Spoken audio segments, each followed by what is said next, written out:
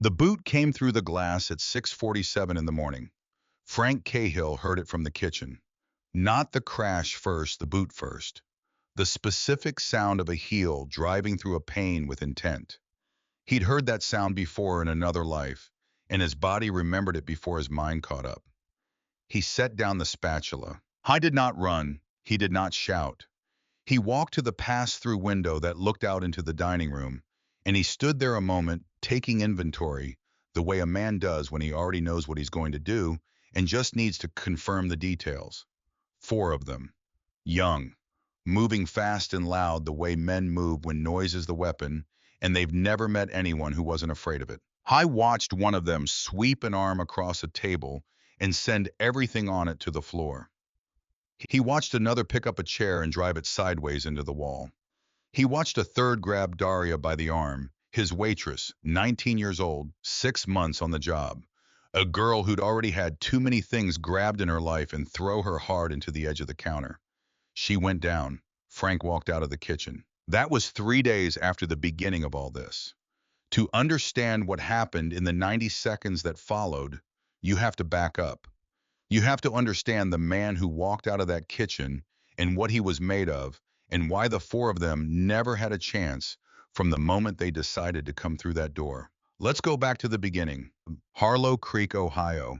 Population just under 4,000, not counting the people who'd already left and not come back. A town the interstate had bypassed in 1987 and slowly forgotten after that. One main strip, a hardware store that had been in the same family for 3 generations. A laundromat, a small garage that did oil changes and tire rotations, and occasionally more than that. A diner on the corner of Route 9 and Caldwell Street that had been there longer than most people could remember. Cahill's. The sign was hand-painted. The paint had faded to the point where you had to know what it said before you could read it. The windows were old glass, the kind with the slight waviness that meant you'd been around long enough to be here before modern things arrived. Inside the counter ran the length of the left wall, with 8 stools bolted to the floor, 4 booths along the right, 3 tables in the middle, and a pass-through to the kitchen in the back. The walls held photographs, old ones, black and white, some color prints from the 70s of the town, as it had been of men holding fish they'd caught, of 2 dogs sitting in front of a truck, of a woman laughing at something off camera that no one who came in now would ever know the reason for. The place smelled like bacon grease and strong coffee, and something underneath that, something harder to name.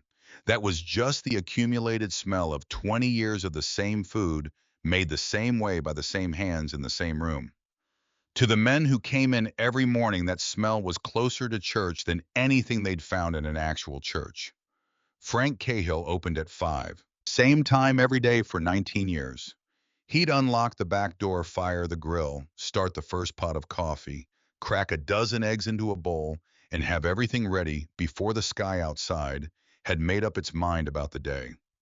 By the time the first customer came through the door, usually Harlan, who'd driven trucks for 30 years and now drove nothing and came in every morning because he had nowhere else to go and no reason to cook for one, the place was already warm and ready and smelled like something worth getting up for. Frank was 68 years old. How was big in the way that some men get big when they've been large their whole lives and the size has had time to settle.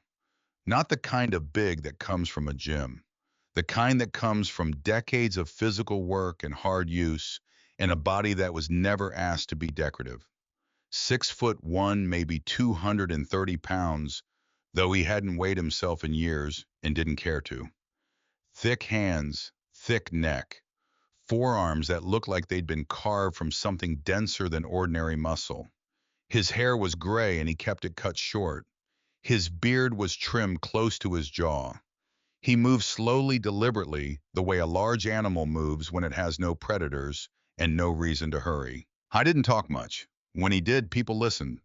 Most of them couldn't have told you exactly why, except that there was a quality to his voice that suggested he had filtered it carefully before letting it out, that he said nothing he hadn't already decided was worth saying. Harlan, who was 73 and had known Frank longer than almost anyone in Harlow Creek, had a theory about this. He said Frank talked like a man who had been in rooms where the wrong word got somebody killed and had decided somewhere along the way that silence was just easier. Nobody asked Harlan to explain what he meant by that, because in a town like Harlow Creek, you learn to let certain observations sit without pulling on them. Harlan himself was a fixture in a way that only men who have been somewhere long enough become fixtures. He'd driven long haul for 30 years, seen most of the country through a windshield, and come back to Harlow Creek when his knees gave out and his wife passed, and there was nothing left pulling him anywhere else. He sat at the same stool every morning, ordered the same thing, 2 eggs over easy bacon, wheat toast, black coffee, and talked to anyone who would listen and several people who wouldn't. He was the kind of man small towns produce in abundance and cannot replace once they're gone.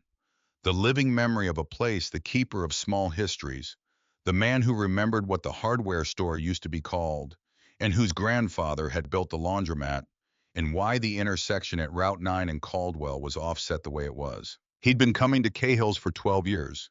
He'd known Frank for 11 of them, which is to say he'd known the surface of Frank, the way everyone knew the surface of Frank: steady, capable, quiet, reliable. The man who made your coffee and never got your order wrong and didn't raise his voice at anyone. What was underneath that Harlan had always suspected was more than it appeared. He just never had occasion to find out. Daria had come in on a Tuesday in March, 6 months before the morning with the boot and the glass. She'd knocked on the back door at 7:15, which meant she'd waited until most of the breakfast rush was through before she asked, which told Frank something about her. She was 19, dark hair pulled back. A bruise faded to yellow-green along her left jaw. She stood straight and looked him in the eye when she spoke, which told him more. She asked if he needed help. He looked at her for a moment. Not the bruise, just her. The way she was standing, the way she was holding herself together with the specific, careful posture of someone who has learned that falling apart is a luxury they can't afford.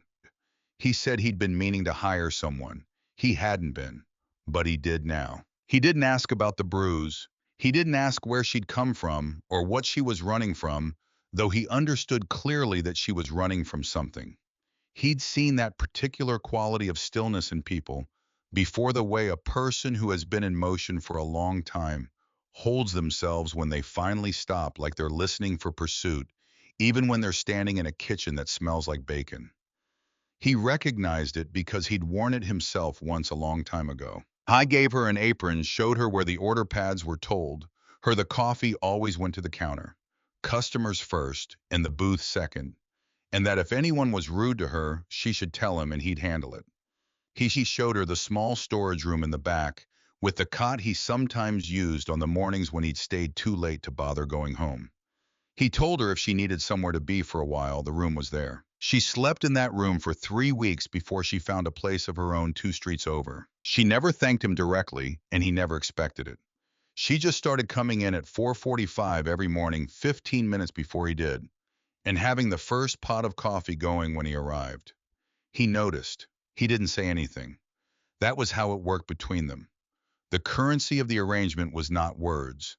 It was presence and reliability and the kind of quiet understanding that doesn't need to be named to be real. The regulars took to her the way they took to everything Frank approved of, which is to say they simply accepted her and folded her in without ceremony.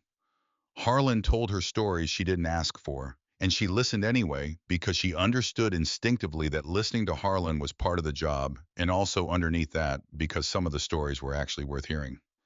The two farmers who came in on Wednesdays, brothers, named Aldous and Pete Renner, who had worked the same land their father had worked and spoken in the shorthand of people who have known each other their entire lives, brought her a jar of honey from their property because they brought Frank one every fall and had quietly decided she counted now.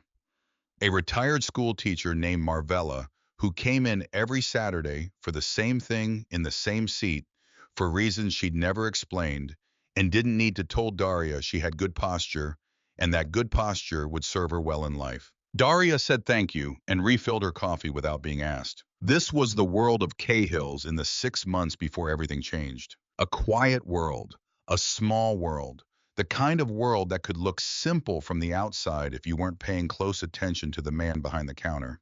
if you weren't watching the specific quality of his attention when certain things came up, if you weren't noticing the way he'd sometimes stand at the back door in the evening after closing, looking out at the parking lot and the road beyond it, the way a man stands who is checking that the perimeter is clear, not out of anxiety but out of habit, so deep it had stopped being a conscious act. The trouble had started about a year before Daria ever arrived, though Frank had been watching it longer than that. Wade Pruitt was 26 years old. He'd grown up one county over, done 2 years at a community college, studying nothing in particular, dropped out and come back to the region with ideas that were older than he was, and that he'd convinced himself were his own. He was lean, not quite 6 feet, with tattoos from his collar to his jawline. Not the kind of tattoos that carry meaning, just the kind that announce a person wants to be seen as someone who has stopped caring about consequences, which is a different thing. He had pale blue eyes and a way of smiling that started at his mouth and never made it any further. He talked quietly, almost gently, in the manner of people who have learned that soft voices make loud intentions harder to argue with, right up until the moment things stopped being quiet and gentle. He'd built his operation from scratch over about 18 months. It wasn't complicated. He called it the Iron Cross when he had to call it something, but mostly he just called it his crew because naming it gave it edges you could argue about, and he preferred things without edges. The concept was old. Nothing new about it anywhere. You pick a strip, you identify the businesses, you walk in calm as anything, and you explain that the neighborhood has gotten dangerous lately. Real dangerous. Things happen to places that don't have the right people watching out for them. Windows break. Inventory goes missing. Pipes develop problems that cost more to fix than they should. But for a modest weekly arrangement, nothing unreasonable, nothing that should trouble a man who's running things properly, all of that unpleasantness becomes someone else's problem. The hardware store paid. Roy Sander, whose grandfather had opened the place in 1951, whose father had expanded it in 1978, who had 3 kids at home, and a mortgage he'd refinanced twice in the past decade, paid Wade's man $200 every Friday in a plain white envelope, and spent the rest of the weekend feeling sick about it and telling himself it was just the cost of doing business in a place where the economy had been going the wrong direction for 30 years. The laundromat paid. The owner, a woman named Bertrice, who was 64 years old and had built the business from a single used washer in a borrowed space over 3 decades of work that would have broken most people, paid because one of Wade's crew sat in a car across the street for 6 days running, and she was not a woman who needed things spelled out for her. She understood what the car meant. She put an envelope on the counter on Friday afternoon. The garage paid, but only after a week during which both front windows were broken on consecutive nights, and a word was painted on the sidewalk out front in red paint that told Boyd Cutler everything he needed to know about how these people operated and how seriously they intended to be taken. Boyd had hosed the sidewalk down the next morning with his jaw set and his eyes flat, and the look of a man who has done the arithmetic and found that every answer comes out the same. One by one, every business on Route 9 started producing envelopes on Friday afternoons. Nobody fought it. Fighting it meant escalation, and escalation meant damage you couldn't recover from. And in a town where the economy had been contracting since before some of these business owners were born, damage you couldn't recover from was the one outcome nobody could afford. So they paid, and they felt the specific kind of shame that comes from paying for something you know is wrong and doing it anyway because the alternative is worse. And they went home on Friday nights and didn't talk about it at dinner and lay awake wondering how long this was going to go on. Wade was patient about the pace of it. He didn't rush. He was building something, and he knew it, and he was careful the way someone who understands what they're building has to be careful. He moved from business to business, slowly let each one settle into resignation before he approached the next. He walked down Route 9 sometimes in the middle of a Tuesday afternoon, like a man taking a pleasant stroll through property he was considering purchasing. Unhurried, satisfied, the walk of someone who believes the future belongs to them. I had not for a full year of working this strip walked into Cahill's. Frank had noticed this. He'd noticed it in the specific way you notice an absence that is itself a kind of presence. He knew Wade had to have seen the diner. Cahill's was on the corner. You couldn't work Route 9 without walking past it. And yet Wade had gone to the hardware store, the laundromat, the garage, the small insurance office, 2 doors down the barber shop, the copy place that was really a shipping store, and had not come into Cahill's. Frank had his own theory about why.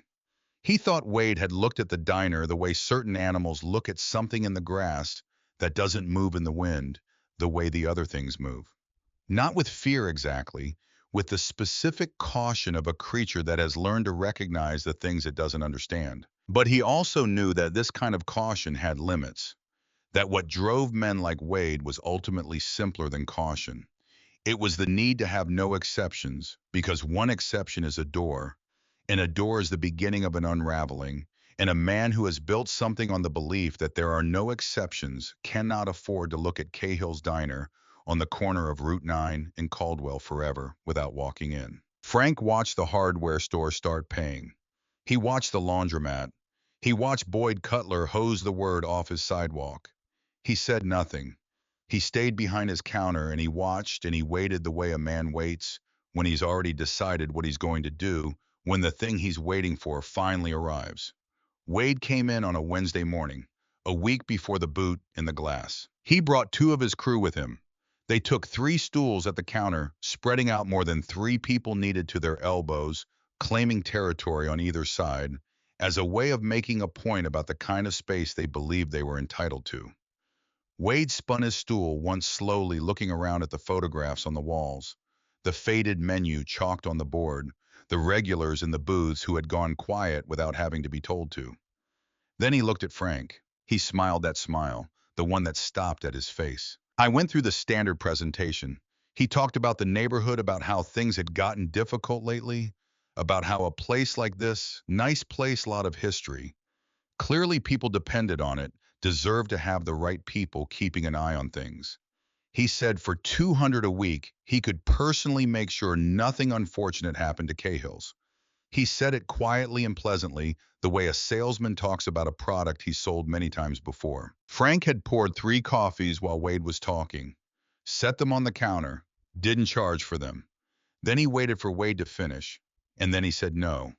Just the one word, quiet, flat, delivered without aggression and without apology, the way you say no to something that doesn't require explanation. The way you'd respond to a stranger asking if you wanted to trade a good coat for a bad one. The diner went still. Every person in the room felt it. The quality of the silence changed. It became the specific kind of silence that exists in the space between something having been said and someone understanding what it means. Wade's smile did something complicated.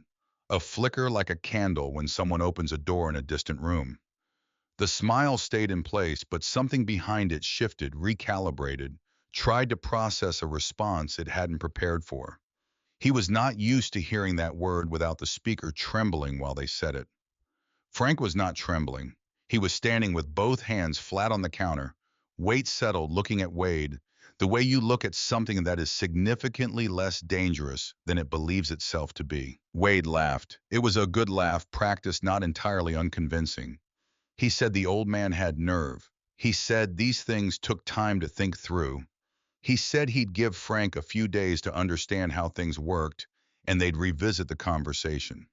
He said it like he was doing Frank a favor. He and his 2 men left their coffees untouched and walked out. The whole room exhaled. It was audible, that collective release of held breath. Harlan looked at Frank from the end of the counter. He opened his mouth and then closed it. He picked up his coffee cup and set it down with the careful deliberateness of a man whose hands are doing something his brain hasn't fully authorized. Daria came around the counter after a minute. She was scared in the contained way of someone who has been scared before and knows how to keep the fear from showing in her face, but can't quite keep it out of her hands. She told Frank they should pay. She said 200 a week was less than what Boyd Cutler paid to fix his windows. She said it wasn't worth what would happen if they didn't. Frank wiped down the counter in long, slow strokes. He told her not to worry. He said men like that talked bigger than they hit. She looked at him. She was 19 years old, and she had come to Harlow Creek to find something solid to stand on after a long time of standing on nothing solid, and she needed to believe that the solid thing was going to stay solid. She looked at Frank, and she needed the words to be true. He looked back at her and held her eyes until she nodded and went back to her section. What he didn't tell her was what he sat with after the diner closed that evening. He stood at the back door for a while in the dark, looking out at the empty parking lot and the road beyond. The night was clear and cold, and the kind of quiet that makes sound carry further than it should. He could hear a car on the highway 2 miles over, the sound of it rising and falling as it moved through the dark. I went to the small back office. He stood in front of the desk. He put his hand on the second drawer. He stood there for almost a full minute. Then he pushed the drawer closed and went upstairs and went to bed. 3 days passed. Monday came and went. Tuesday, most of Wednesday. Frank worked his counter and made his coffee and let himself consider carefully, and without much conviction, that Wade Pruitt had made a calculation of his own and had decided the return on this particular investment wasn't worth the complication. That sometimes a man who builds carefully also knows when to stop building. That occasionally the word no said plainly by the right person was enough. He almost believed it. Then Wednesday arrived at 6:47, and the boot came through the glass. He'd heard it from the kitchen. He'd set down the spatula and walked to the pass-through and looked and taken his accounting of the situation. 4 of them, moving fast and loud and careless, the way men move when they've done this before, and it's always worked before, and they have no particular reason to believe this time will be different. The one who'd grabbed Daria was heavy-set shaved head, the kind of physical size that gets confused with capability. He'd thrown her into the counter edge like it was a statement he was making, like her pain was punctuation in a sentence about power. She was on the floor behind the counter with one hand braced against the cabinet, trying to find her feet, the cut on her forearm already darkening. Frank came around the end of the counter, not fast, not with any visible urgency. The pace of a man who has somewhere specific to be and sees no reason to rush getting there. The heavy-set one, Bryce, though Frank didn't know his name then, and it didn't matter, saw him coming and laughed. Genuinely laughed the way people laugh when the situation seems so obviously mismatched that the laughter is just a natural response to the absurdity of it. An old man in an apron crossing a diner toward 4 of them was not something Bryce had a category for that included threat. Frank stopped about 4 feet away. He said quietly that Daria was going to get up now and leave through the back, and after that, the 4 of them were going to leave through what was left of the front door, and that was how the next 60 seconds were going to go. Bryce swung at him. The fist left Bryce's shoulder with commitment and traveled the distance between them and arrived at the space where Frank's head had been. Frank's head was no longer there. He'd moved it perhaps 4 inches to the left, a small and unhurried adjustment that required no more effort than stepping around a piece of furniture you know is there. And the fist went past his ear close enough that he felt the displacement of air along his jaw. Before Bryce's arm had completed its arc, Frank's hand was at the back of his neck. He drove Bryce's face into the counter edge once. The sound of it was specific and final. Bryce folded at the knees and went to the floor and stayed there. The other 3 stopped laughing. What happened in the next 80 seconds is the kind of thing that people who were present would spend years trying to describe accurately and never quite manage, because the event didn't have the quality of something that could be sequenced after the fact. It had the quality of something that was simply over before it was understood to have begun. Here is what they could agree on. It was not a fight. A fight involves 2 parties exchanging efforts with some rough equivalence. What Frank Cahill did was something older and more deliberate than a fight. It was closer to work. The efficient completion of a job using exactly the tools and effort required, and not 1 unit more. The second man came with a chair, swinging it down toward Frank's head in a wide arc that had momentum but no precision. Frank stepped into the arc inside the chair's radius so that when it came down, it landed across his upper back and shoulder rather than his skull. He took the impact, absorbed it, used the man's overcommitment to the swing to land one short, precise strike just beneath the man's ribs. The man dropped the chair, bent forward, and found he couldn't coordinate his lungs to do what he needed them to do. He stayed bent. The third man went low, trying to get his arms around Frank's waist and take him to the ground, which was sensible in theory. Frank moved laterally, turned into the tackle rather than away from it, used the man's own downward momentum in the direction of his drive, and the man's shoulder met the floor at an angle the shoulder was not designed to accommodate.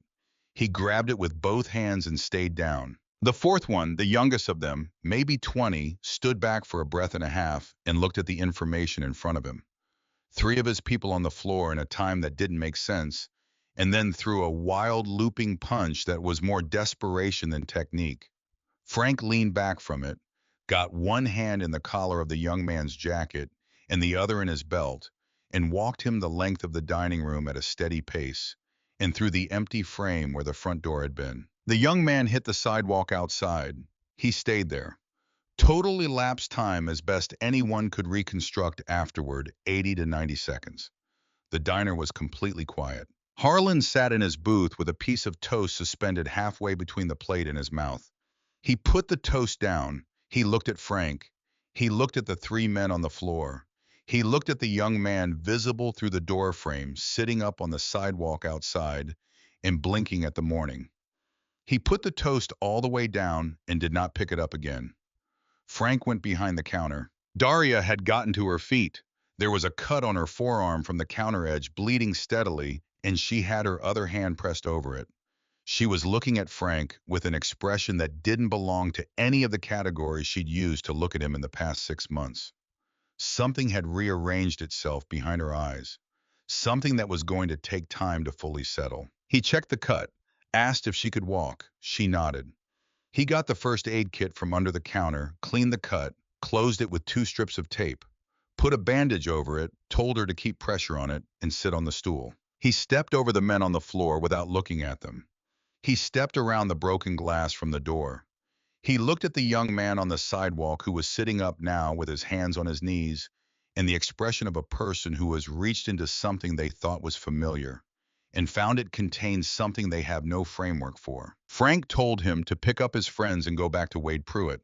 He told him to say that Cahill's was not going to pay. Not this week and not any week, and the conversation was finished. They went. It took a while. The heavy-set one needed 2 of them to manage. They went out into the morning and didn't look back, moving with the specific, careful deliberateness of people who understand they are in the presence of something they don't want to provoke any further. Frank watched them go. Then he turned and looked at his diner. The broken glass on the floor, 3 overturned chairs, a cracked table, an entire rack of glasses on the floor in pieces. The front door, nothing but a frame. He went and got the broom from the kitchen. He swept up the glass himself. Slow, methodical, starting at the door and working inward the way you address any mess. Begin with the worst of it and work towards something manageable. Harlan watched him. The 2 men in the corner booth watched him. Nobody spoke for a while. Then Harlan said slowly that he'd been coming in here for 12 years. He didn't finish the thought. He left it sitting there because what needed to be said was in the sentence he didn't complete. Frank told him breakfast was on the house and to stop staring and eat. He went back behind the counter. He checked on Daria. He told the regulars in a voice that was ordinary and steady that the police would probably want to ask some questions, and he'd deal with it, and there was nothing to worry about. He believed that. He wanted to. He poured himself a cup of coffee. The first one of the morning, which was unusual. He generally had one while he was prepping, and then didn't bother until the rush was through. He sat on the stool at the end of the counter nearest the kitchen door, the one he thought of as his, and he let out a long breath and held the cup in both hands. His shoulder ached where the chair had come across it. Not badly. He'd taken worse from worse. His hands were fine as they always were. His hands had never given him much trouble, regardless of what he asked of them. I sat in the wreckage of his dining room with his coffee, and he let himself for just a moment believe it was done. That the message had been delivered in the only language it needed to be delivered in and received, and that Wade Pruitt would now do the arithmetic and decide that the 200 a week he might eventually have gotten from Cahill's was not worth the return visit. He sat there and drank his coffee. The morning light came through the empty door frame and fell in a clean rectangle across the swept floor and the righted chairs and the two regulars who had decided with the admirable practicality of men who have seen enough of the world to know that the best response to remarkable events is to behave normally to finish their breakfast. Frank rolled his shoulder, drank his coffee. The phone behind the counter rang. He let it ring twice. Then he reached over and picked it up. He listened. He did not speak. The man on the other end said his name. Not Frank, his full name. Both parts of it, Frank Cahill. Said with the specific weight of someone saying something they have confirmed through research rather than assumption. Then the man said four words that made Frank set his coffee cup down on the counter very slowly and very carefully, the way you put something down when you're not certain your hands will manage it at speed. The voice said, "We know who you are." Frank stood with the dead phone against his ear and the sound of nothing on the line and the morning sun coming through the empty door frame of his diner and the smell of coffee and bacon grease that had been the total texture of his days for 19 years, and something that had been asleep in him for a very long time opened its eyes. He hung up the phone. He stood there. Harlan was watching him from the end of the counter. He'd seen something happen to Frank's face in the moment between the phone being at his ear and the phone being back on the hook. He'd seen the particular expression that had been there, the easy, settled expression of a tired man who has handled something and is ready to let it be behind him, go out like a light being switched off. What replaced it was something Harlan didn't have a name for, something older than the man he thought he knew, something that sat in the set of the jaw and the quality of the eyes and was not comfortable to look at directly. Frank looked at the phone, then he looked up. And Harlan understood in the wordless way that people who have been paying close attention for a long time sometimes understand things that whatever Frank Cahill had walked away from a long time ago had just looked up from wherever it had been and found out exactly where he'd been walking to. Ollie Marsh was 54 years old and had been in Wade Pruitt's crew for 2 years, which made him the oldest member by close to a decade, and also the only one who understood when the four came back from Cahill's in the condition they came back in exactly what had been set in motion. He'd been in the back room of the garage on Tillman Street that Wade used as an office, drinking bad coffee out of a paper cup and going over some numbers on a tablet when he heard the door open. He looked up. He looked at the four of them. He looked at Bryce's face, at the way the other three were holding themselves, at the general condition of men who have been through something they didn't expect and haven't finished processing. He put down his cup. He asked what happened. They told him. He listened carefully. He asked them to describe the man. Old, they said.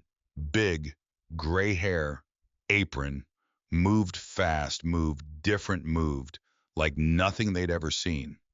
Put all four of them down in less than 2 minutes, like he was doing something routine. Ollie sat with this for a moment. He asked what the diner was called. They told him. He put the tablet face down on the table and was quiet for long enough that the other men in the room started to shift uncomfortably. Then he said very quietly that they needed to get to Wade before Wade made any calls. Wade was in the front office pacing. He'd already heard the short version, and the short version had made him cold in a way that pacing was not fixing. 4 men, one diner owner, under 2 minutes. The version of this story that was going to be circulating through Harlow Creek by noon was going to be a problem that went beyond the 200 a week from a corner diner. Ollie waited for him to finish a length of the room. He said there was something Wade needed to hear before he picked up his phone. Wade stopped pacing. He looked at Ollie with the particular attention he gave Ollie when Ollie used that tone, which was the tone of a man who has decided something is worth saying despite expecting it won't be easy to hear. He sat down. Ollie told him about the roads in the 80s. Not all of it, just enough to set the geography of the thing. He talked about the clubs that had run the interstates through this part of the country during that period. Not the kind of clubs that got romanticized in movies, but the actual thing, which was older and harder and more structured than any movie had managed to capture. He described the hierarchy of those organizations, the way they worked, the different levels of what a man could be inside that world, and what those levels meant in practice. And then he said the name, Cahill. He said it carefully. The way you say something when you are not certain saying it is wise, but you are more certain that not saying it is worse. He told Wade that in the specific world he was describing in the specific geography of the Midwest interstate corridors, that name had carried a meaning for a long time that was different from what most names carried. Not fear exactly, though fear was part of it. Something more functional than fear. The kind of meaning attached to a name when people know that if something needs to be finished, finally, completely without loose ends, that's the name you use. He said older men in that world said Cahill in the past tense, because the general assumption was that a man who did what Cahill had done didn't retire in any normal sense of the word. He just eventually stopped being reachable. And yet, Harlow Creek, Ohio, a diner, 19 years, apparently alive and fully operational as four of their men had just discovered. Wade was quiet for a moment after Ollie finished. Then he said that changed things. Ollie said it did. It changed them significantly. And the direction the change pointed was toward leaving Cahill's alone, absorbing the loss of the 200 a week as the cheapest tuition they'd ever paid, and considering the matter closed. Wade shook his head. He said Ollie didn't understand the situation. He said the situation was this: by noon, everyone on Route 9 was going to know that Wade Pruitt sent four men to Cahill's and one old man sent them home. And then everyone was going to be watching to see what Wade did about it. Because the thing Wade had built, the whole structure of it, was built on one foundation. Not violence, not numbers, not any particular capability. The foundation was the certainty that there were no exceptions, that the cost of not paying was always without variance worse than the cost of paying. One exception, and that certainty was gone. And without that certainty, the hardware store stopped paying, the laundromat stopped, the garage stopped, and 18 months of careful work unraveled in a week. He said he'd seen it happen to other people. He was not going to let it happen to him. Ollie looked at him for a long time. He said Wade was making a mistake that he was not going to be able to walk back from. Wade said maybe. He said it was his mistake to make. He picked up his phone and started making calls. Ollie sat in the empty back room after Wade left. He sat with his cold coffee and looked at the wall and thought about what he'd just watched happen and what was going to happen next, and the specific mathematics of what a man like Frank Cahill had been versus what a man like Wade Pruitt believed he was dealing with. He thought about how those two numbers didn't work the way Wade seemed to think they worked. He also thought about the fact that he was in this crew and had his own reasons for being there, and that walking away from his own people wasn't something he'd been able to do in the past, and probably wasn't going to be something he could do now. He didn't make any calls of his own. He just sat there and thought. On the other side of Route 9, Frank was doing something similar. He'd process the phone call in the way he processed things that required processing, not immediately but thoroughly, letting the information work through every relevant layer of his understanding before he acted on it. The surname only, the way it had been used, that told him more than the words themselves. In the years when that name was in regular use, it was never Frank. It was always Cahill, a designation more than a name. The specific label applied to a specific function, and the function hadn't been Frank's in 35 years. And the fact that someone was using it now meant someone had done the work to find out who Cahill was and where Cahill was, and had made the decision to make that information known. Which meant the four men coming back in the condition they'd come back in had not ended anything. It had started something. He looked at Harlan. He said quietly that Harlan needed to go home and not come back today. Harlan started to respond. Frank looked at him in a way that ended the response before it got going. Harlan put on his jacket and walked out with the careful dignity of a man respecting something he doesn't fully understand, but understands enough. The other two customers had already gotten up. They'd felt the shift in the room, the way living things feel, pressure changes before weather arrives. They put on their coats and went out through the damaged front and didn't look back. Daria was behind the counter, bandage on her forearm, watching. Frank looked at her and thought about how to say what needed to be said in the way that gave her the truth without giving her everything. He'd gotten good at that particular skill over a long life, knowing which parts of the truth people could carry and which parts you carried for them. He told her to take his truck, keys on the hook by the back door, drive somewhere she had people, and stay there until he called her. He said it calmly and completely leaving no gap in it for negotiation. She said she wasn't going. He said she was. She said no. She stood there, this 19-year-old with the 6-month-old bandage on her arm and the 3-week-old bruise faded to nothing under her jaw.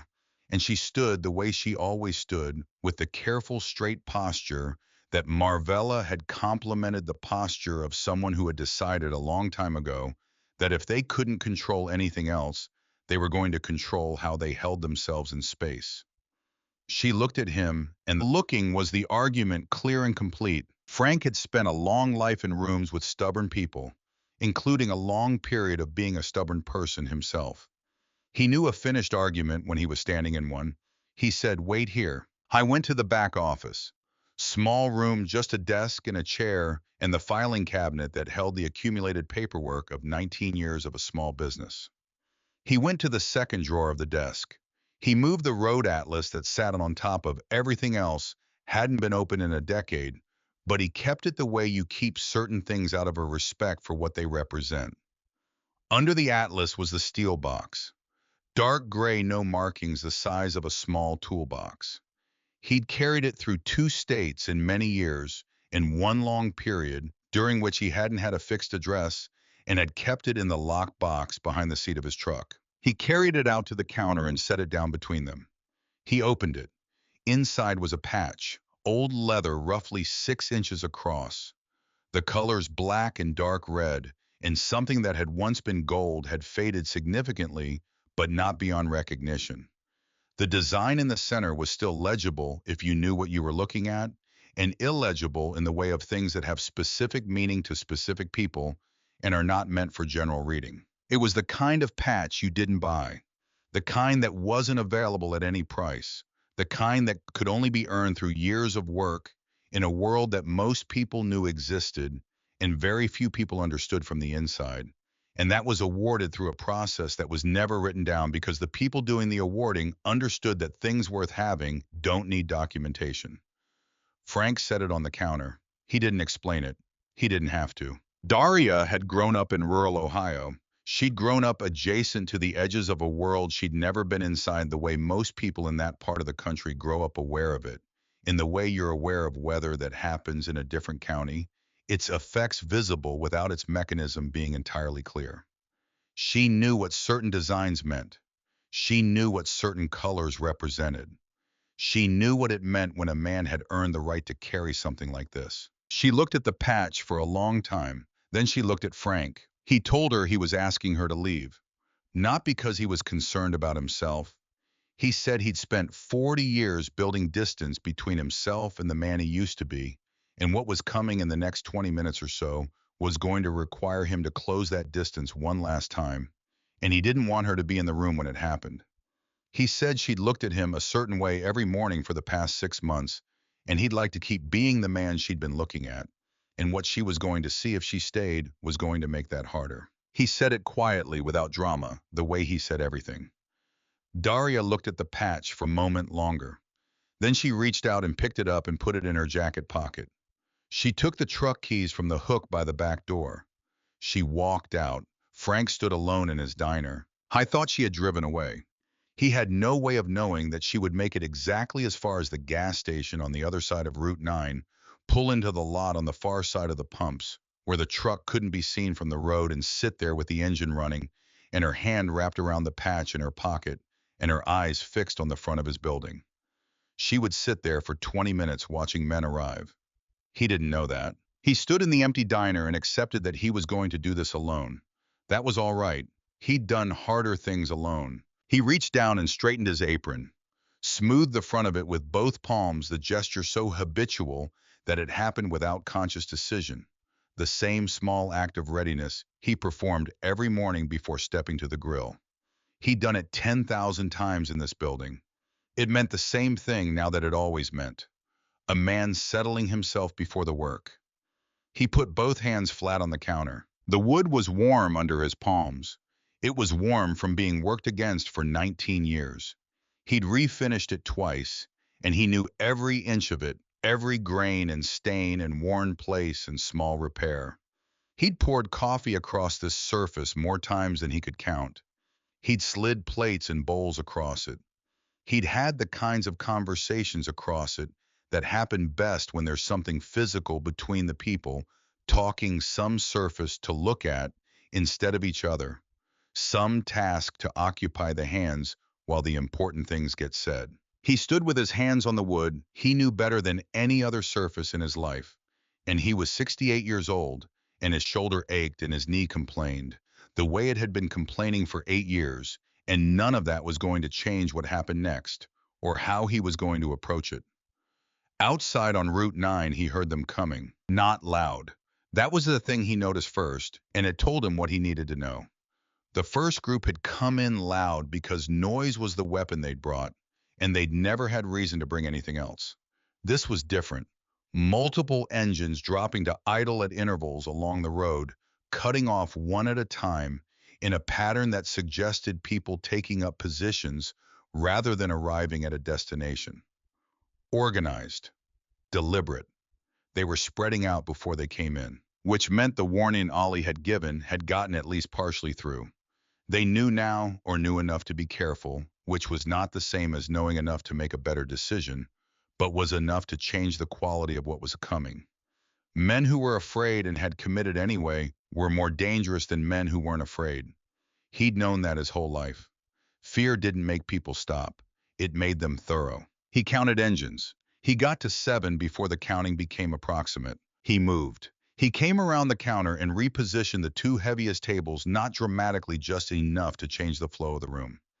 I was thinking about geometry, about the specific relationship between the counter and the booths, and how many men could engage him at once in a room 12 feet wide with fixed furniture along both walls. He was thinking about angles and funneling, and the way a narrow space is simultaneously a disadvantage of numbers and an advantage of position. I went under the register to the space he'd checked every morning for 19 years and never needed. He took out what was there and checked it and confirmed what he already knew and put it in the pocket of his apron. He stood behind the counter. The empty door frame went dark. They came in carefully. That told him everything. The first group had come in like they owned the place. This group came in like men who had been told the place might have teeth. Wade Pruitt came through last. He stepped over the glass in the threshold with a measured, deliberate movement and looked around at the damage his own men had left. Then he looked at Frank. The smile was entirely gone. What was on his face instead was the expression of a man who had crossed over to the committed side of a decision and was no longer doing arithmetic about whether the decision was right. He was 26 years old, and he had built something real out of nothing, and he was not going to let one man's refusal dismantle it. That was the engine running him now. Not anger exactly, though anger was in the room. Something colder. Something that was about what he believed survival required. Frank counted without appearing to count. He'd been able to do this since his 20s, take a full accounting of a room while appearing to focus on one specific thing. 11. Several he recognized from the crew he'd been watching on Route 9 for a year. Several he hadn't seen before, which meant Wade had made calls beyond his regular operation. Ollie was at the back of the group near the doorframe. He wasn't moving with the others. He was standing with his arms at his sides and his weight back, the posture of a man who has shown up because he couldn't figure out how not to, not because he expects anything useful to come from being here. His face had the quality of someone watching something they have already seen in their head and are now watching again with their eyes, and who find the match between the two versions specifically unpleasant. He looked at Frank. Frank looked back at him. Something passed between them. Not words. The particular acknowledgement between two people who understand the same things and are both watching them unfold toward a conclusion that at least one of them had tried to prevent. Wade raised a hand and his men settled. Then Wade talked. He said he hadn't known. He said if anyone in his crew had known who Frank was, this conversation would never have started. He said he ran a careful operation, and he wasn't in the business of crossing people who operated at a different level. He said he thought maybe there was a way to resolve things that worked for everyone. He said it quietly and reasonably, and with the practiced sincerity of someone who has learned that reasonable-sounding words buy time and space, which are sometimes the only things you actually need to buy. But while he talked, his men were moving, slowly with small adjustments spreading themselves along the walls, filling angles, covering positions, the way water fills available space without appearing to be doing anything. Frank watched the movement while he let Wade finish. I understood exactly what the words were for. He'd used the same technique himself in other rooms in other years. Words at the center, movement at the edges. Buy the room's attention with the noise and let the geometry arrange itself in the quiet around it. He waited for Wade to finish. Then he answered the part of it that was real, which was not the words. He came over the counter. What happened next is the kind of thing that defies clean reconstruction, because the people who were there couldn't agree on the sequence afterward. They agreed on outcomes. They agreed on the general shape of it. But the specific moment-to-moment of it was something that moved faster than conscious observation and left only results behind. The first problem Frank addressed was the man with the chain. He'd been easing to Frank's right, low and patient, the chain wrapped twice around his forearm with a working length hanging loose. Frank came off the counter already oriented toward him, and by the time the man had registered Frank's movement and begun to bring the chain up, Frank was close enough that the chain had no room to generate force. One short strike to the throat, economical and precise, and the man sat down hard and stayed sitting, and Frank's hand had the chain. Three of them came at once. Frank put his back against the counter and made them come down the length of the room toward him, one and two at a time. Because the room was 12 feet wide and with furniture in place, the 11 of them could not all arrive simultaneously, and the ones who couldn't arrive had to watch, and watching men fail at something you're about to try yourself is not useful preparation. A bat came at his left shoulder, and he took it because the alternative was his skull, and his arm went half numb from the impact. And he filed that information in the part of his mind designated for things to deal with later and kept moving. Someone caught him across the jaw, and he felt the split in his lip and tasted blood. And that was also filed, and he kept moving. He broke a wrist. He felt it give before he heard it. He drove a man's head into the glass of the dessert case, and the case cracked, and the man didn't get up. A man with a knife required the most careful management, not because Frank was afraid of it, but because it demanded precision, and precision, while tiring, costs more than precision at full capacity. He let the man commit forward, caught the wrist with both hands, and turned it the direction no wrist is built to go. The knife hit the floor. The man knelt and held his hand against his chest and made sounds that were not quite any name thing. 6 were done, or effectively done. 5 still capable of motion. Frank's shoulder was broadcasting a steady signal of complaint. His knee, the right one, was telling him with increasing specificity that it had opinions about what was being asked of it. He was breathing at a level he would not have needed to maintain at 40. His lip had put blood on his chin and was continuing to contribute. He was still the only person in the room standing without assistance. He moved through the remaining space, and the remaining men found him, and he found them. And the finding was consistently to his advantage, because the advantage he had was not physical superiority, not at 68. It was something that physical superiority is only a subset of. It was the accumulated knowledge of a man who had spent decades understanding exactly what a human body could and couldn't do, and exactly where the boundaries were, and exactly what happened when you pushed at those boundaries in the right place at the right moment. I was on the 7th man when Wade moved. He'd had Wade in his peripheral vision the entire time. Wade had kept himself at the far end of the room, which was correct. Wade was not stupid, and getting personally involved in the physical portion of this was not where Wade's strengths lay, and he'd known it from the first 30 seconds.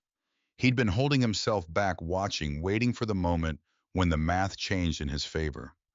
Now he was moving, not toward Frank. His hand went to the back of his waistband. Everything in the room stopped. A firearm changes a room in a way that no other variable changes it, because it removes all other variables from the primary position.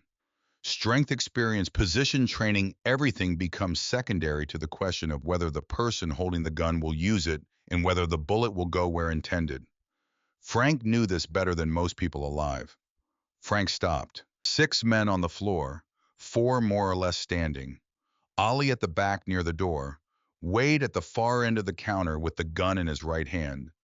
The hand was trembling, not dramatically. The fine, specific tremor of a man holding something heavier than its physical weight. Frank looked at the gun, and then at the hand behind it, and then at the man behind the hand. He had a great deal of experience reading men who were holding guns.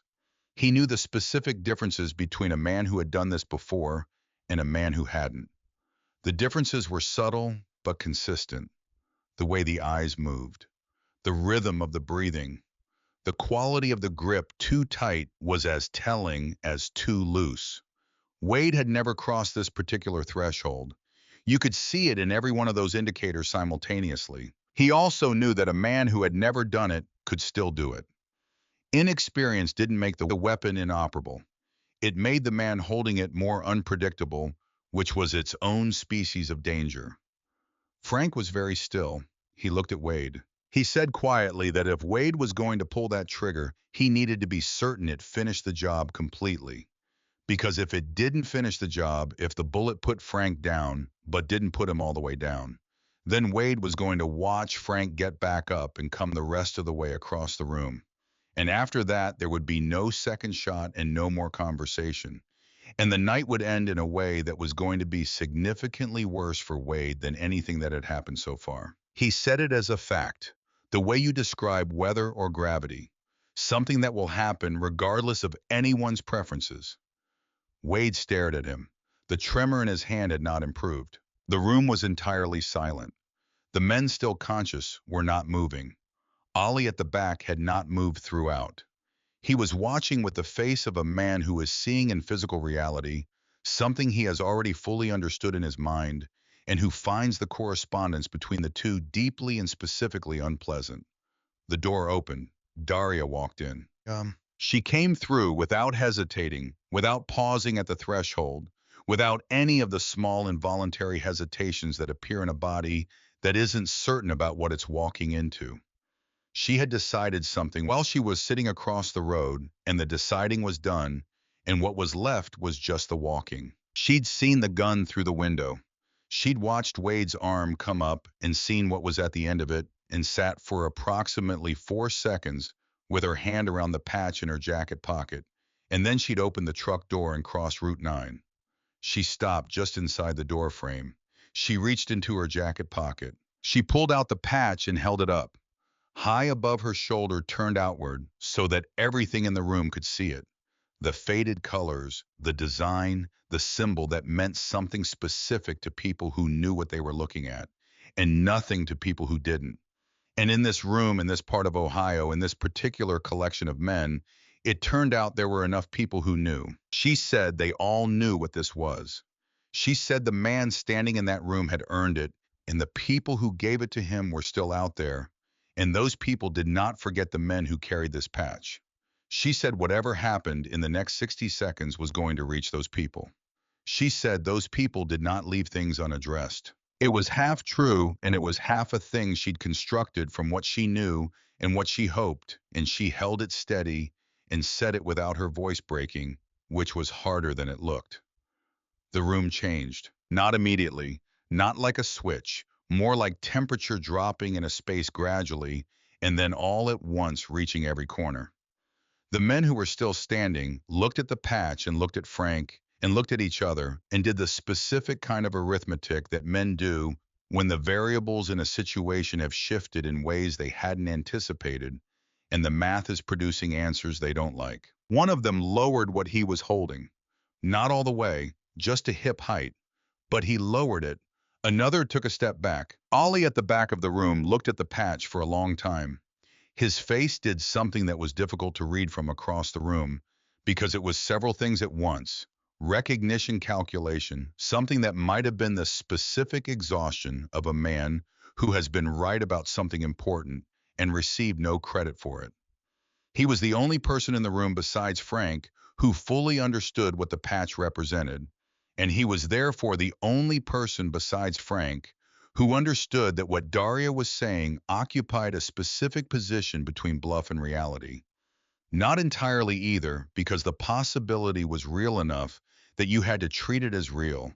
And in the mathematics of what this crew had just done, To the man who carried that patch, the possibility was not something anyone in their right mind would want to test. He looked at Wade. Wade was still holding the gun. But something had shifted, and Wade was trying to process the shift in real time without enough information to do it cleanly. He was 26 years old, and he had walked into this room with a plan, and the plan had not survived its contact with the next 40 minutes. And now a 19-year-old girl was standing in the wreckage of his plan, holding a piece of old leather that was changing the temperature of the room in ways he didn't have a framework to predict. He looked at the patch. He looked at Frank. Frank had not moved. He was standing in the middle of his dining room chain and hand blood on his chin, with the complete and unhurried patience of a man who has occupied this particular position before. Not this room, not these people, but this moment. The moment where everything reduces to one person's decision, and who understands that the way to influence that decision is to be as clearly and completely as possible exactly what you are, and then wait. Wade did the math. You could see it. It wasn't fast. It took close to a minute, which in a room that's silent with that much having occurred felt significantly longer. He was working through what he had come in with and what had actually happened and what was now being held up across the room and what Ollie had tried to tell him and what all of it added up to. He had sent 4 men. They had come back in the condition they'd come back in. He had assembled 11 men and come himself. He had watched those 11 men experience men who had done this work in other rooms and come out ahead, get addressed by one 68-year-old diner owner with methodical efficiency in a way that owed nothing to luck or surprise, and everything to something that was simply foundational to the man. Something that 11 men in a room had not been enough to change. I was here with a gun, which was the last variable available to him, and the man across the room had told him, without drama, what that variable actually bought, which was one chance, and if that chance didn't finish what it started, nothing in this room was going to save him. And there was the patch, and there were the people Ollie had tried to tell him about, whose possibility was now standing in the room in the hands of a 19-year-old girl who had walked back in from across the road. And there was Ollie himself, who had tried to tell him, who was standing at the back, not helping, who had been right about all of it, and was now just waiting for the physical reality to catch up to the understanding he'd had from the beginning. Wade lowered the gun, not all the way. The barrel dropped toward the floor, and his arm descended slowly like a weight that had been accumulating since he picked it up and had finally exceeded what he could hold. His hand was still shaking. Frank walked toward him. He walked the length of his dining room, stepping around the men on the floor, moving through the space. The standing men opened for him without being asked. He walked the way a man walks toward a job that has waited long enough. No performance in it, no hurry, just direction and intention in the absolute absence of doubt. He stopped in front of Wade. He stood close enough that he could see Wade's eyes clearly, the way they were moving slightly faster than they should, cataloging information in a sequence that wasn't producing useful output. He stood close enough that Wade could see the blood on his jaw and the specific quality of what was in Frank's eyes, which was not anger and was not triumph and was not any of the hot things. It was something much colder and much more final than any of those. Frank put his hand out, palm up. Wade looked at the hand. He looked at Frank's face. He looked at the hand again. The gun had gotten heavier. You could see it in the way he was holding it. It had acquired the specific weight of something that is no longer doing what it was brought to do. He placed it in Frank's palm. He let it go. In the letting go, something concluded.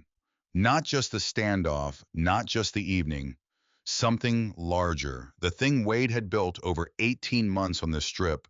The thing that existed because everyone on Route 9 believed without exception that there were no exceptions, had just produced the largest exception imaginable. And Wade had stood in the room where it happened and handed his gun to the exception. And the man who walked out of this diner was not going to be the man who had walked in, and no amount of anything was going to change that. I knew it. The knowing was on his face. Frank took the gun. He held it for a moment, checked it with the automatic competence of long familiarity, and put it in the pocket of his apron next to the other thing he'd taken from under the register. He said to the room, to everyone still capable of hearing, that they were going to leave now. The ones who could walk were going to help the ones who couldn't. They were going through the front. They were not coming back, not a threat, a schedule. They left. The ones who could walk walked. The ones who needed help were helped. They went through the broken door frame in small groups and out into the morning and into their vehicles and away. Not running. The deliberate, careful movement of people who want to leave no reason for anyone to call them back. The last one to the door was Ollie. He stopped in the frame, looked at Frank. Frank looked at him. Ollie said quietly that he'd tried.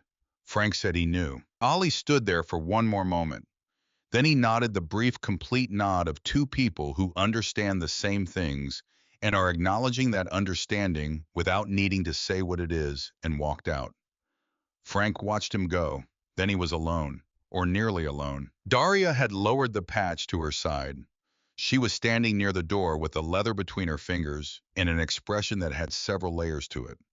Not fear, not exactly awe, something more complicated and more permanent than either.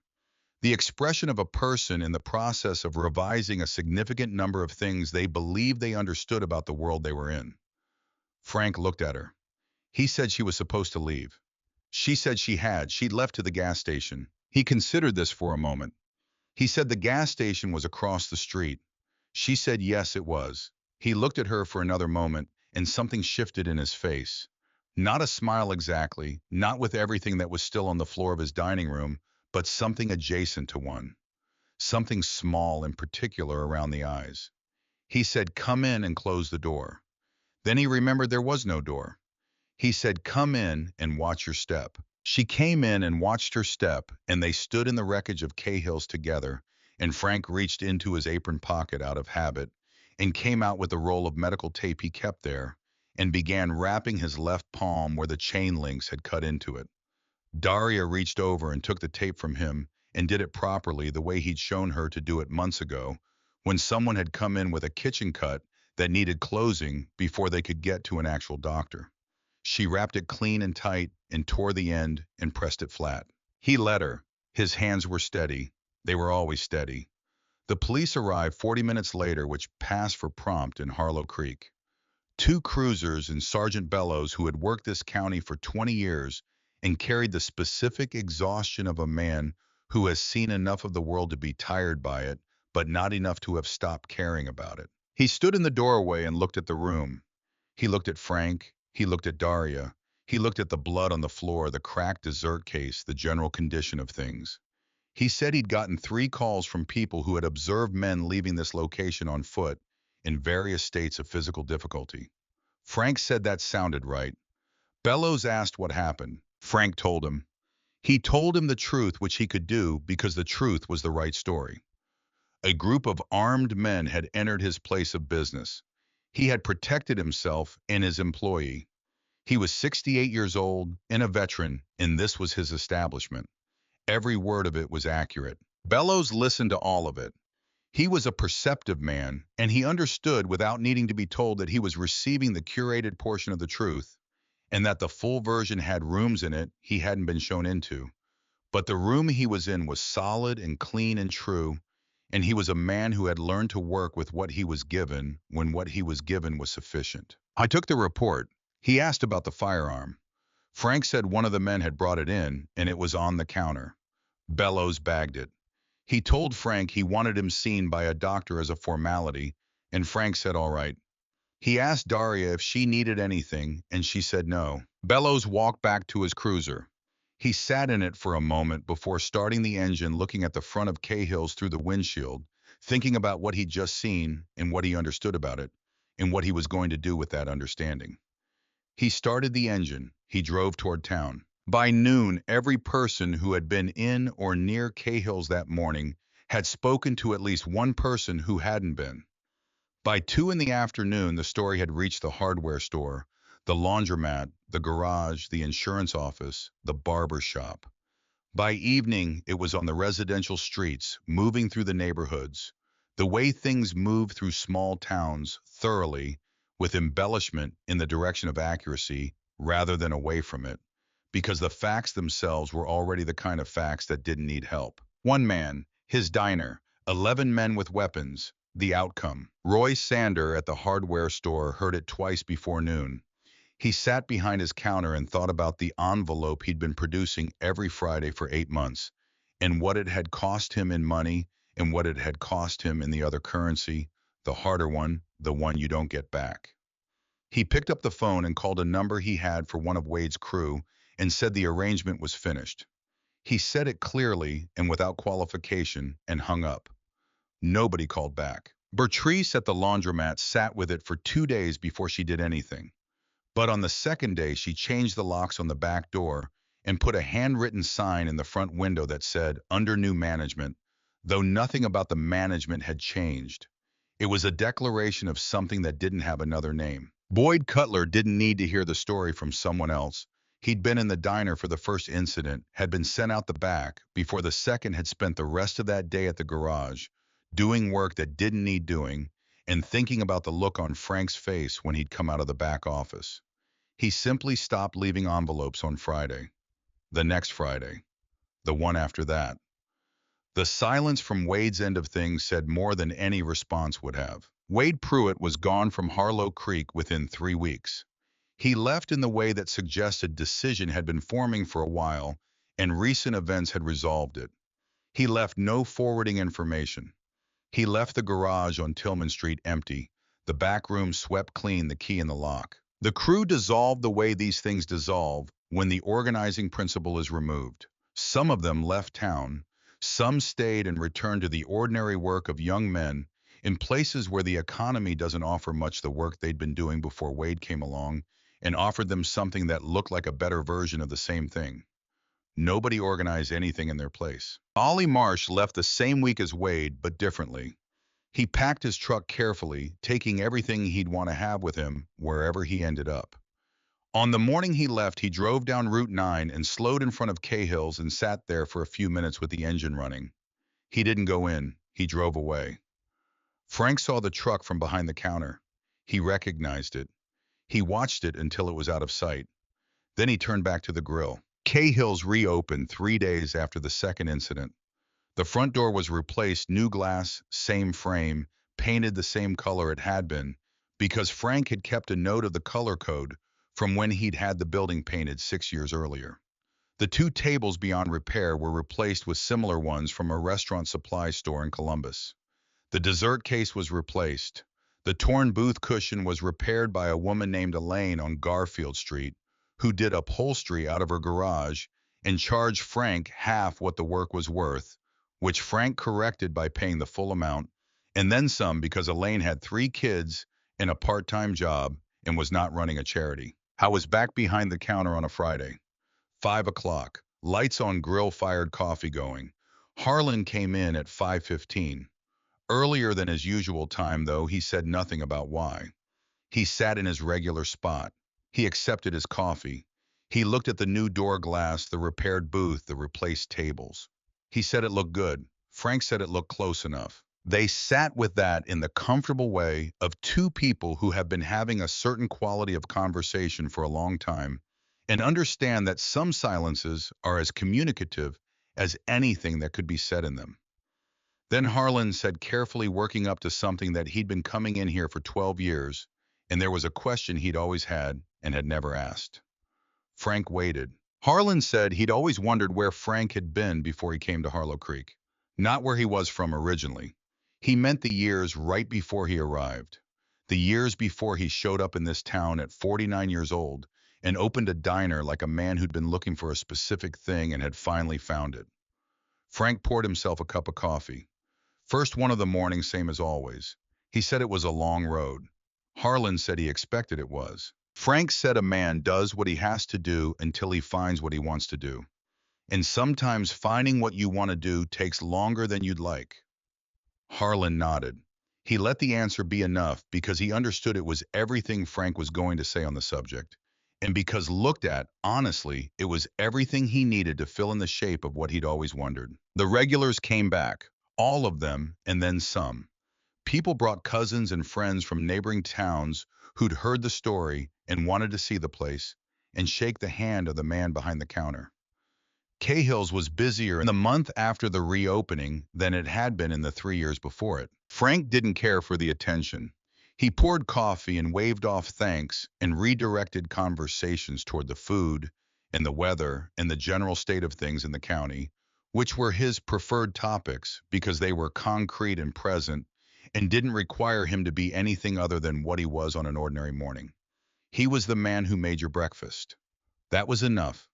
That had always been enough. The attention faded the way he wanted it to slowly over weeks. The new people became regulars, or they came once and moved on, and either was fine.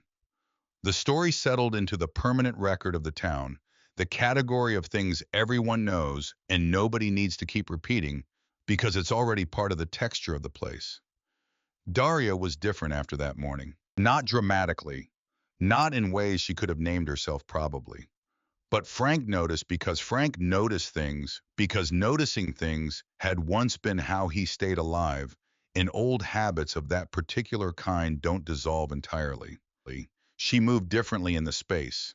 Not with more confidence exactly, she'd had a self-contained confidence from the beginning. The confidence of someone who has survived things and knows they've survived them. This was something else, a kind of settledness, the specific settledness of a person who knows precisely what the ground they're standing on is made of. She'd known the surface of Cahill's for 6 months. Now she knew the foundation. 2 days after the reopening, she came into the back office while Frank was working through invoices. She put the patch on the desk next to the road atlas. She didn't say anything for a moment.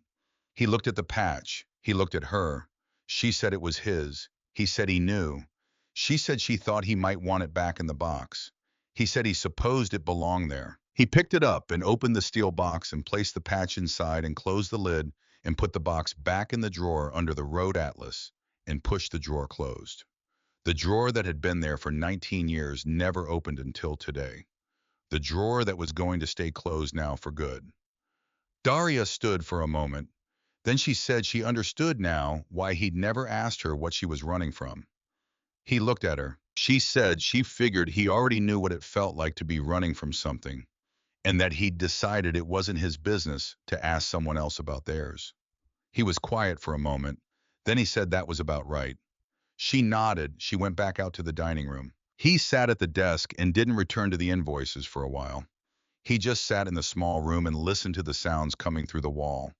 The coffee maker cycling, the bell on the pass-through, Harlan's voice telling something to someone at the counter, the particular cadence of a man in the middle of a story he's told before and still believes is worth telling. The creak of the third stool from the left, which he'd been meaning to tighten for 2 years, and which he made a note now to actually tighten today before he forgot again. The sounds of his life, the exact texture of the 19 years he'd built in this building. He'd found this place at 49 years old at the end of a long road that had moved through more states and more rooms and more years than he talked about. He'd arrived in Harlow Creek on a Tuesday in October, driving through on the way to somewhere he no longer remembered specifically wanting to be, and he'd seen the diner on the corner and pulled in and sat at the counter and had a cup of coffee that was genuinely bad and looked around at the room. The waviness of the old glass, the photographs on the walls, the particular quality of the light in the late afternoon, and understood with the wordless certainty that comes to a man who has been in motion long enough that he's learned to recognize stillness when he's standing in it, that this was the place. He'd asked about it. He'd bought it. He'd refinished the counter himself. He'd repainted the walls and put up the photographs and opened on a January morning at 5 o'clock the same way he'd opened every morning since. He'd been capable at what he'd done before this. He'd been very capable. He'd been better at it than almost anyone else in the world he'd done it in, and for a long time that had felt like the same thing as being good at something worth doing. It hadn't been. This was, not because it was easier, because it was chosen, because every morning for 19 years he'd opened the back door and fired the grill and started the coffee and stood behind his counter in the specific knowledge that he was exactly where he'd decided to be, doing exactly what he'd decided to do, and that was a different thing from everything before it, in a way that didn't need a name. He sat in the office and listened to the diner. Then he went back out and poured coffee. Frank Cahill ran Cahill's for 11 more years after the morning with the boot and the glass. He opened every day at 5. He fired the grill and started the coffee and had the place ready before the sky made up its mind. He poured coffee and made eggs and did not raise his voice, and the town that had thought it understood him learned one more layer of what was there and accommodated the new understanding without fuss, the way good towns accommodate things they believe in. He never had another incident, not even close. Whatever signal had gone out through whatever channels carried these things, it had gone out clearly. Route 9 and Harlow Creek became in conversations in certain places among certain kinds of people, the street where you didn't. Nobody needed to say more than that. Nobody who understood the reference needed more explanation. Frank didn't know about those conversations, or if he knew, he didn't mention it. He opened at 5 and closed at 9 and lived in the apartment above the diner and did the same work in the same way for 11 more years. He died on a Tuesday night in November, in the apartment above the diner in his sleep. He was 79 years old. He'd gone to bed at his usual time and hadn't woken up, which is the specific grace that a man who has spent a long life doing hard things and has finally found something worth resting in deserves at the end of it. Daria found him in the morning. She'd been coming in at 4:45 for 11 years, and she wasn't going to stop on account of anything. And she found him the way she found most things at Cahill's, early and without being asked to. She called Bellows, who was retired but answered his phone.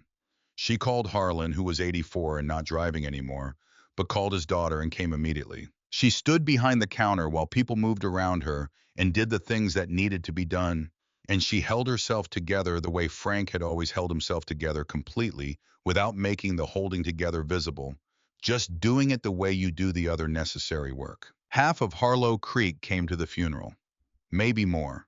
People who had been coming in for years, people who'd seen what happened in his diner, and people who'd heard it told. People who had no particular story about Frank Cahill, except that he was the man who had their coffee ready when they arrived, and had never gotten their order wrong in 20 years of trying. Bellows spoke. He said Frank Cahill was the best argument he knew for the proposition that a man could be exactly what he appeared to be, and at the same time be something more, and that the something more didn't contradict the appearance. It explained it. Harlan sat in the front row and looked at the casket, and when it was over, he nodded once. The kind of nod he gave when he felt something had been said completely and correctly, and there was nothing left to add. Daria took over Cahill's. She opened at 5. She fired the grill and started the coffee before the sky outside made its decision about the day. She did the work the way she'd watched it done for 11 years, which meant she did it completely and without drama, and with the understanding that the work itself was the whole point, that showing up and doing it correctly every day was the thing, and everything else was just what happened around that. She kept the stool at the end of the counter closest to the kitchen door empty, not formally, no sign, no announcement. She just didn't sit there herself, and when someone moved toward it, she found a natural way to suggest another spot. And after a while, the regulars understood without needing to be told, and the new people learned it from the regulars, and the stool stayed where it was and stayed empty, the way certain things stay in place after the people who put them there are gone, because the people around them understand without ceremony that the place is still occupied. The steel box stayed in the second drawer of the desk in the back office under the road atlas. Nobody needed to take it out. The patch had done the one thing it needed to do in the one room it needed to do it in, held up by a 19-year-old girl who had walked back across a state highway toward an armed man because she couldn't bring herself to leave the person who had given her a key and a job, and never once asked about the bruise on her jaw. There is something worth understanding about quiet men. Not all quiet men, not the quiet that comes from having nothing to say, or from fear, or from the particular silence of someone who is simply not paying attention. The specific quiet of a man who has been loud, who has been fast and dangerous and present in all the ways that leave marks on the world and on the people in it, who has looked at what that produced and decided deliberately and with full information to be something different. The quiet is the equilibrium. It's what you arrive at when you've burned through everything else and found that everything else cost more than it returned. When you followed the other road as far as it goes and seen where it ends and turned around and walked the other direction for long enough that you've actually gotten somewhere worth being. Frank Cahill had walked away from a world that most people only know about from the outside. He'd driven until he found a diner on a corner in a small town in Ohio that smelled like bacon grease and old coffee and needed someone to open it at 5 in the morning every day and do it right. He'd spent the rest of his available life doing exactly that.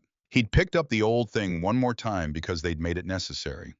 Because a girl had been thrown into his counter and a man had come through his door with a specific kind of certainty that required a specific kind of answer. And when it was finished, he'd set it down again. All the way down this time. The way you set something down when you finish with it permanently and you know it. The stool at the end of the counter, the box in the drawer, the coffee at 5 o'clock. The light coming through old glass onto the worn wood of a counter that someone had refinished by hand and spent 19 years working against in the service of the people who needed somewhere to be in the morning. That was what he'd built. That was what he'd left. And in Harlow Creek, Ohio, on the corner of Route 9 and Caldwell Street, in a diner with hand-painted letters on the window that you had to know to read, in a stool at the end of the counter that nobody sat in, and a steel box in the back that nobody needed to open, that was more than enough.